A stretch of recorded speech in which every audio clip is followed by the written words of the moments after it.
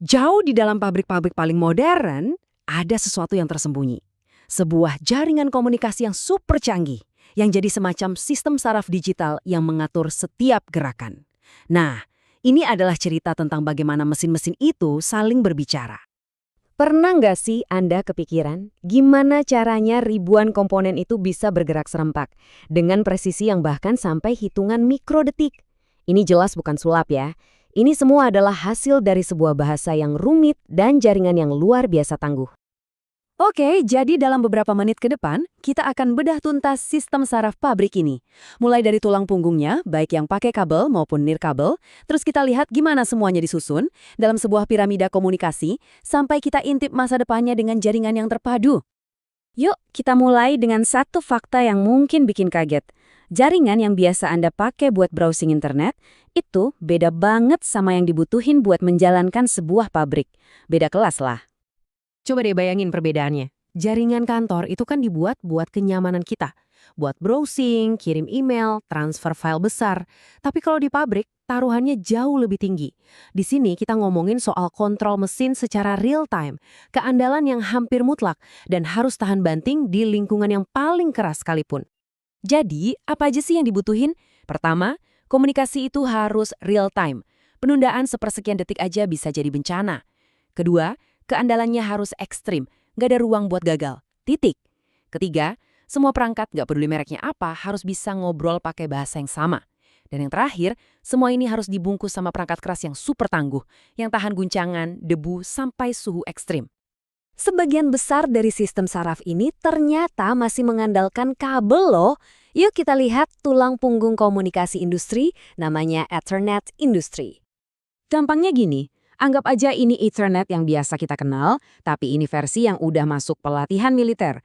Jaringan ini dirancang supaya setiap paket data itu tiba tepat pada waktu yang ditentukan, tanpa ada kata telat. Kemampuan inilah yang kita sebut determinisme, dan ini kunci dari segalanya. Tapi, nggak semua Ethernet industri itu sama. Ada berbagai dialek yang dipakai. Ethernet/IP misalnya, ini jago banget buat menghubungkan data dari lantai publik langsung ke sistem bisnis Anda. Terus ada Profinet. Ini ahlinya buat kontrol gerak yang presisi banget kayak di lengan robot. Dan ada Ethercat. Wah, ini levelnya beda lagi. Dia pakai metode processing on the fly. Jadi data diproses sambil lewat, nggak perlu berhenti dulu. Super efisien. Biar kebayang seberapa cepatnya Ethercat, lihat angka ini. 50 mikrodetik. Tahu artinya? Itu artinya, dalam satu kedipan mata Anda, sistem ini bisa berkomunikasi sampai 20.000 kali. Gila kan? Kecepatan inilah yang bikin robot bisa bergerak dengan presisi super, menciptakan produk yang nyaris sempurna. Tentu aja, kabel itu kadang merepotkan dan membatasi gerak. Terus gimana nasib robot yang harus bergerak bebas? Atau sensor di lokasi yang susah dijangkau? Nah, disinilah komunikasi nirkabel industri unjuk gigi. Tapi disinilah tantangannya. Nirkabel itu memang menawarkan fleksibilitas yang luar biasa. Tapi kebebasan itu ada harganya.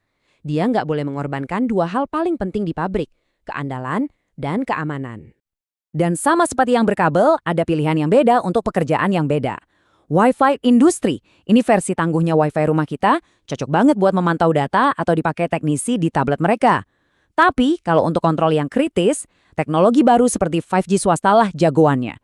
Dia pakai spektrum khusus, jadi nggak ada gangguan dan latensinya rendah banget. Bisa dibilang ini keandalan kabel, tapi tanpa kabel. Oke, jadi sekarang kita punya semua teknologinya. Kabel, nirkabel, berbagai macam protokol. Terus, gimana cara mereka semua bekerja sama? Ternyata, semuanya itu tersusun dengan sangat rapi dalam sebuah struktur yang kita sebut model piramida. Kita mulai dari pondasinya, bagian paling bawah. Tingkat perangkat. Anggap aja ini adalah mata, telinga, dan tangannya pabrik. Ada sensor yang merasakan suhu dan tekanan. Terus ada aktuator yang menggerakkan katup dan motor. Disinilah semua kontak fisik dengan dunia nyata terjadi. Naik satu tingkat, kita punya tingkat kontrol. Disinilah otak lokalnya berada yang namanya PLC. Mereka ini yang nerima informasi dari sensor dan secara instan langsung kasih perintah ke aktuator. Ini ibaratnya refleks cepatnya sistem saraf pabrik. Selanjutnya, kita naik ke tingkat pengawasan. Nah, di level inilah kita, manusia, masuk ke dalam sistem. Lewat layar HMI atau sistem SCADA, Operator bisa memantau semua yang terjadi di lantai pabrik, jadi kayak jendela kita untuk melihat gambaran besarnya dan melakukan penyesuaian kalau perlu. Dan di puncak piramida, ada tingkat perusahaan. Disinilah data dari lantai pabrik ketemu sama dunia bisnis. Sistem ERP menggunakan data produksi untuk mengatur inventaris, pesanan, sampai keuangan. Inilah otak sadar yang membuat keputusan-keputusan strategis untuk perusahaan. Model piramida ini udah jadi standar selama puluhan tahun. Tapi sekarang, di era industri 4.0, dinding-dinding antar tingkatan itu mulai runtuh.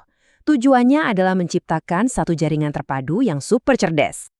Teknologi kunci yang memungkinkan semua ini adalah Time Sensitive Networking atau TSN. Bayangin aja ini sebagai seperangkat aturan lalu lintas universal untuk jalan tol data. Dengan TSN, data kontrol yang super kritis bisa jalan bareng di jaringan yang sama dengan data lain kayak video streaming tanpa saling ganggu. Ini benar-benar pengubah permainan yang menyatukan dunia IT dan dunia operasional pabrik OT. Kenapa sih penyatuan jaringan ini penting banget? Soalnya, inilah yang jadi bahan bakar industri 4.0. Untuk bisa mengintegrasikan miliaran perangkat IoT, terhubung ke cloud, menganalisis big data, dan menggunakan AI, kita butuh satu jaringan yang mulus, cepat, dan cerdas. Dari sensor paling kecil sampai ke cloud. Jadi, kita telah berhasil membangun sebuah sistem saraf industri yang luar biasa cepat dan cerdas. Tapi, dengan menghubungkan semuanya, kita juga membuka pintu bagi ancaman-ancaman baru. Dan ini membawa kita pada tantangan terbesar berikutnya. Bukan lagi soal seberapa cepat, tapi seberapa aman. Pertanyaannya sekarang bukan lagi seberapa cepat mesin bisa berbicara, tapi bagaimana kita memastikan percakapan mereka tetap aman dan terlindungi.